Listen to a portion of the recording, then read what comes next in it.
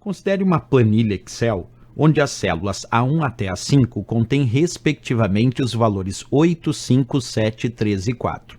E as células B1 até B5 contêm respectivamente os valores Pedro, Maria, João, Tito e Mariana.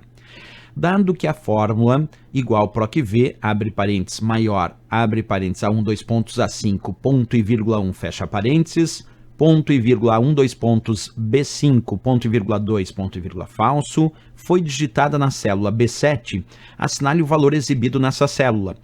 Letra A, João, letra B, Maria, letra C, Mariana, letra D, Pedro e a letra E, Tito.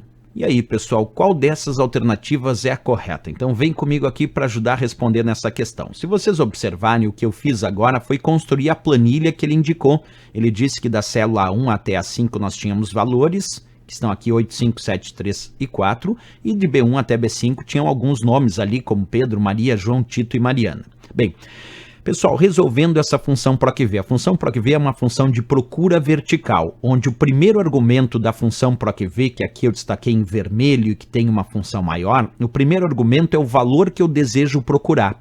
Então eu vou ter que resolver essa função maior para descobrir que valor eu quero procurar, certo? A função maior, ela retorna o maior valor indicado no segundo argumento. Por exemplo, se no segundo argumento dessa função maior tem 1, isso quer dizer que ele quer o primeiro maior valor do intervalo A1, 2 pontos, A5. Se eu for observar com vocês, o intervalo da célula A1, 2 pontos, A5 é da célula A1 até a célula A5.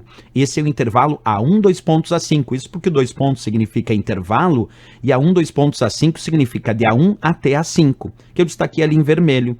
E esse ponto e vírgula 1 significa que ele quer o primeiro maior valor desse intervalo.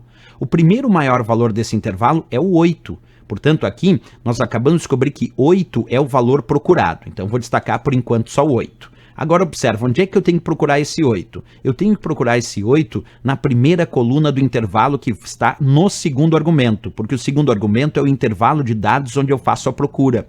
E esse segundo argumento disse A1, 2 pontos, B5, que vai aqui da célula A1 até a célula B5, que aqui eu destaquei então para vocês nesse retângulo. Então quer dizer que ele quer procurar o dito valor 8 na primeira coluna do intervalo que vai de A1 até B5. Perfeito, mas ele já achou o 8, já está ali, ó, acabou de achar o 8 na primeira coluna do intervalo que vai da célula A1 até B5. E agora o que eu tenho que fazer para dar a resposta final? Observa comigo. O terceiro argumento, que aqui tem 2, significa qual é a coluna do resultado. Se aqui está aparecendo 2 no terceiro argumento dessa função PROC-V, significa que ele quer como resultado que está na segunda coluna do intervalo. Esse 2 significa a segunda coluna. Então, partindo do valor procurado e encontrado 8 até a segunda coluna em linha reta, eu encontro Pedro. Percebe, ó, esse 2 significa que o resultado está na segunda coluna. Então, partindo do valor procurado e encontrado 8 até a segunda coluna do intervalo, eu encontro Pedro.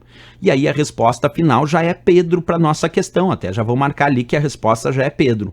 Mas, professor, o que significa esse falso no quarto argumento? Esse falso indica que ele só daria uma resposta se ele encontrar o valor exato. Por exemplo, se ele estivesse procurando aqui o valor 20 e não tem o valor 20... Aí, como aqui está falso e diz que só retorna se tiver o valor exato, aí daria um erro. Mas como aqui está falso e falso diz que só retorna se encontrar o valor exato, e ele encontrou o valor exato 8 e depois foi até a segunda coluna e encontrou Pedro, então a resposta é Pedro sem nenhum problema. Esse é o gabarito e a resposta da nossa questão. Por isso vamos voltar lá na questão, descobrir que o gabarito é a letra D de Dinamarca, Pedro, a resposta da nossa função PROC-V. Certo, pessoal?